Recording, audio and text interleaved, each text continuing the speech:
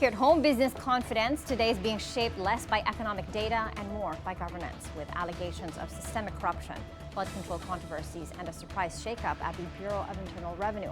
Many in the business community are reassessing risk and halting expansion plans. We're also seeing public frustration build with a major rally set for the end of the month. Joining us now for a business temperature check is George Barcelon, the chairman of the Philippine Chamber of Commerce and Industry. Good morning, Mr. Barcelon. Thank you for being here with us. Thanks for inviting me again. Yeah, it's always good to hear from you. There are a lot of shifts, a lot of things going on, and let's get the beat on the street from you. We'll start with a confidence check in the face of, let's face it, a heavy corruption environment. Business leaders used to be optimistic, or at the very least cautiously optimistic, but now I'm hearing about companies halting expansion plans, delaying capex, and just waiting for governance clarity. How would you describe the mood today, and how much uncertainty is all of this just causing? Well, I think you depict it very eloquently. The business sector, of course, is cautiously optimistic. But with what's going on, it's a bit of concern. Our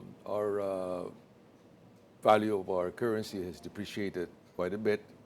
And from the last reading of our NEDA on the GDP, we're supposed to have at least hit 5.2, 5.3%. That what came out was 4%. So that's a very discouraging sign. So having said that, but business is a going concern. We still keep on doing whatever we can, but we can feel the softness in the market. Yeah, softness in the market, you put it right. And the Q3 GDP print kind of just puts the finger on that softness. That's right. Expectations were growth of about at least 5.2%. Yes. And the 4% was a huge shocker. That said, Mr. Barcelon, could you give us an indication of the economic cost of corruption, having seen the Q3 GDP print, having, feeling the halting expansion plans and the, delaying capex, and as people wait for governance clarity? Well, those numbers I mentioned earlier is indicative already. We're like anyone else, business sector, private sector, everybody's still looking at the outcome of the investigation that has been set forth. But it's moving very slowly. It's dragging to the point that there are people just commenting that you're not going to expect anything out of this, which I would disagree. I think there's going to be hearing again and to be led by Senator Ping Lacson on the Blue Ribbon, and the ICI still continues.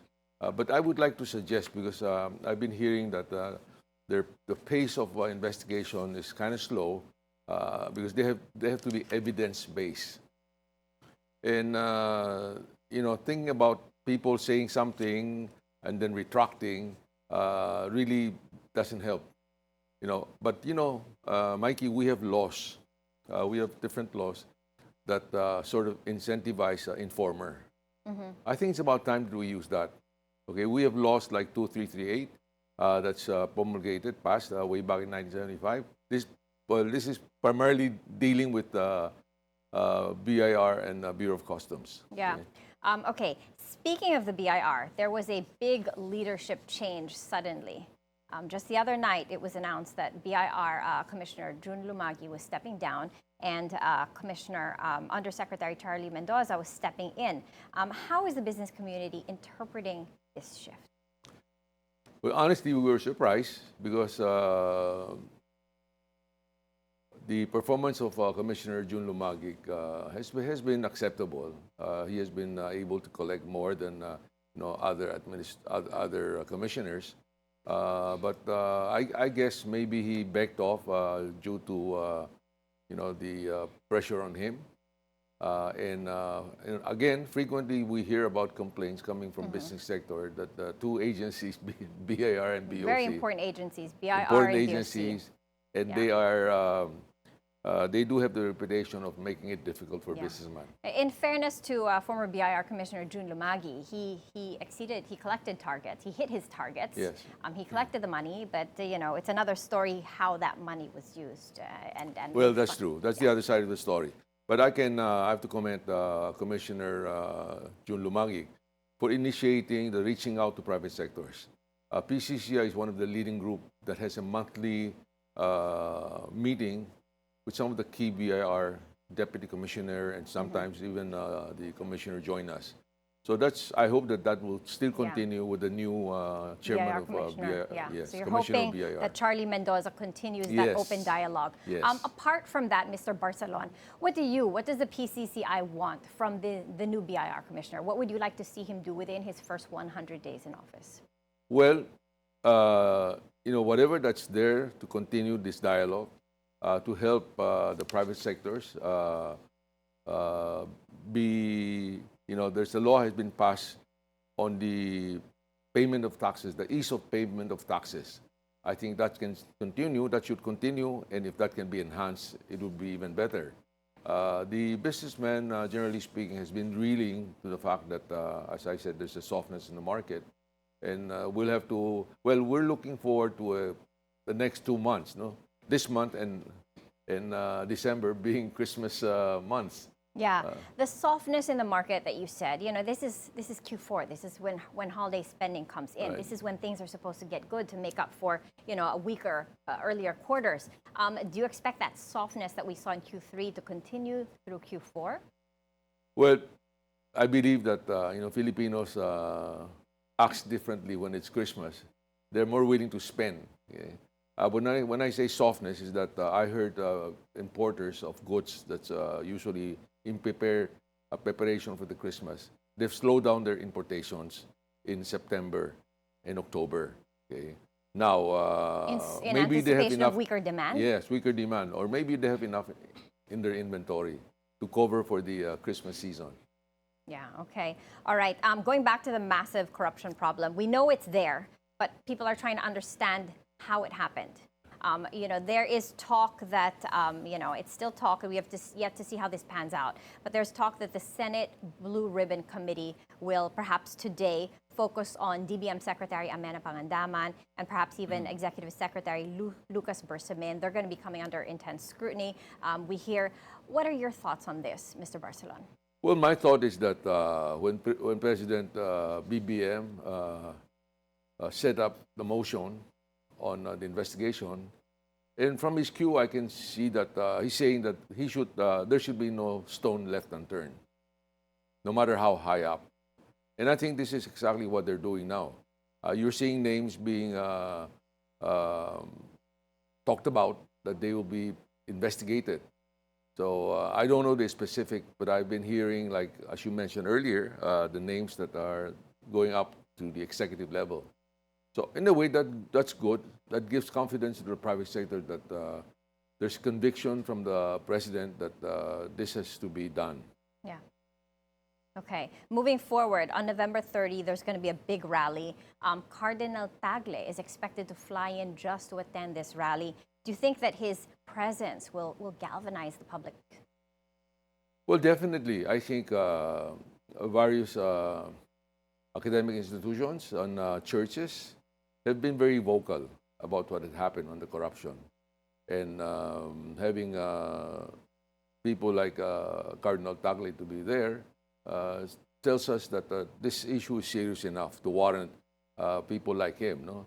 And as a matter of fact, not only the one for November 30, there's a scheduled rally coming on the 16th, 17th, and 18th. Mm-hmm. This is initiated, I believe, by the INC. Mm-hmm. So, but on the private sector side, we hope that this will be peaceful, and the government can take this seriously, the message that it's been sending, that it's time to act and to get some resolutions on these corruptions that have been in everybody's mind. Yeah. And not only that, it really projects a negative image for the country. Yeah, absolutely. Is the private sector in any way afraid that if the public turnout is massive, that it may result to leadership changes within our government? I don't think so. I think the private sector and well, generally speaking, the public sector is just that hoping that there will be some resolutions on this investigation. So it doesn't have to lead to that? Yes. Okay. Will the PCCI support this rally, and will you personally be there, Mr. Barcelon? Oh yes, we're supporting this rally, just to show solidarity with everyone, because you know what had happened. Personally, I feel that it's not just the corruption or the unlawful stealing of taxpayers' money, but you know, in a way, it's a corruption of our young. When they see something like this, when they see people can get away with it, that this can be swept under the rugs. Yeah. Okay? And that's one thing that I hope that at least this time we can show that, or the government can show that they're serious about it.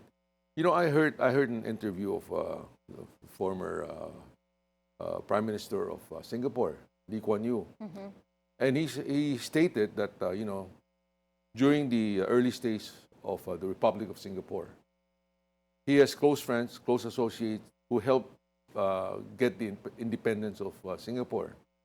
But unfortunately, one of the minister, together with his family, was given a free travel.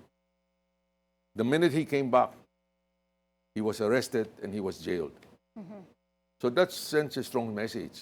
He was a stern guy, Lee To Kuan the Yew. public and even to the children, Yeah. that you can't really break the law and get away with it. Yeah. Okay. All that said, Mr. Barcelon, we're out of time. What do you want from Malacanang? What can we expect within perhaps by December, by the end of December, by the first quarter of 2026? What do you want to see from this administration? Well, I hope that the Malacanang can really step on the pedal, no matter what means that they can get. Because what I've been hearing is that they can only file cases against people that have strong evidence. And for those evidence, I think they should entice also people monetarily. As I mentioned, this informer incentives. Okay, the law states clearly that if somebody can give substantive information for the culprit to be arrested and for restitution, they get 10%, or the maximum is 1 million, I think. Yeah. Otherwise, I mean, you know how it is. If it's just among the boys, nobody dare to speak up. There's no evidence to be shown, so we end with nothing. Okay. So as I said, what would like that we can achieve for at least before the end of the year is those that are involved and those that need to face their day in court and to be indicted, and again for the restitutions. That would be I think, a upside for the president and the government. Yeah. Interestingly, as you said, money was the source of the problem, but it's also the solution, as you want whistleblowers to be compensated. Thank you so much for your time, Mr. Barcelon. Thank you.